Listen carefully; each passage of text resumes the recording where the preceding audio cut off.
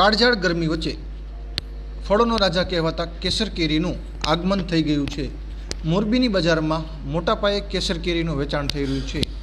જોકે તેમાંથી કેટલાક તત્વો લોકોના આરોગ્યને નુકસાન પહોંચાડે તેવી હાનિકારક કાર્બનયુક્ત કેરીનું પણ વેચાણ કરી રહ્યા હોય તેવી પણ ફરિયાદો ઉઠી રહી છે। જોકે લોકોને આવી કાર્બનયુક્ત કેરી ન ખાવી પડે તે માટે કેરીનું મુખ્ય મથક ગણાતા તાલાળા અને આંકોલવાડીના કેટલાક ખેડૂતો દ્વારા જૂથ મંડળી બનાવી છે અને સૌરાષ્ટ્રના અલગ અલગ જિલ્લાઓમાં તેના સ્ટોલ બનાવી તેનું વેચાણ શરૂ કર્યું છે। ખેડૂતો વાડીએથી જ કેસર કેરીનો જથ્થો લાવી બજારમાં વેચાણ માટે મૂકી રહ્યા છે। આવા જ એક ખેડૂત જૂથે મોરબી શહેરમાં છેલ્લા 4 વર્ષથી વેચાણ કરી રહ્યા છે। આ વર્ષે પણ મોરબીના સનાળા રોડ પર આવેલા અજંતા બંગલો સામે ખેડૂતોએ ઓર્ગેનિક કેરીનો સ્ટોલ શરૂ કર્યો છે।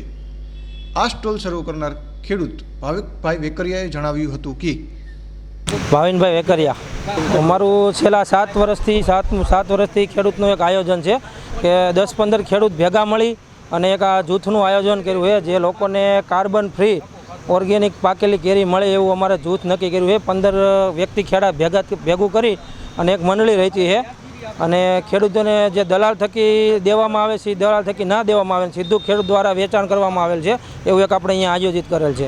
ખેડૂતોને ફાયદો એવો થાય કે જે લોકો અત્યારે ગામમાં કાર્બન ચાટીને જે કેરી વેચે છે અને આપણું જે સીધું ડાયરેક્ટ ખેડૂત દ્વારા જ વેચાણ છે, લોકોને કાર્બન ફ્રી મળે અને જે મોઢામાં ચાંદા કાર્બનના કારણે પડે એવું કાંઈ ના પડે એટલે એક જૂથનું આયોજન કર્યું છે। આપણે દર વર્ષે આવી એક આયોજિત કરી અને દરેક એક જિલ્લામાં આવો સ્ટોલ રજૂઆત કરી છે।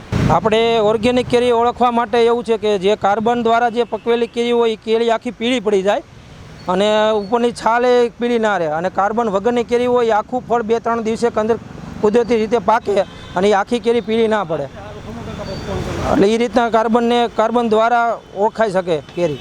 વિપુલ ઘનશ્યામભાઈ, કાર્બેટ વગરની કેરી આવે છે ને ખરીદી કરવા આવ્યા છે। 3-4 વર્ષે કાયમ અહીંયા લેવા જ આવી છે। કેરી સારી છે, 3 દિવસમાં પાકે, ભાઈ મીઠી મસ્ત લાગે ખાવામાં।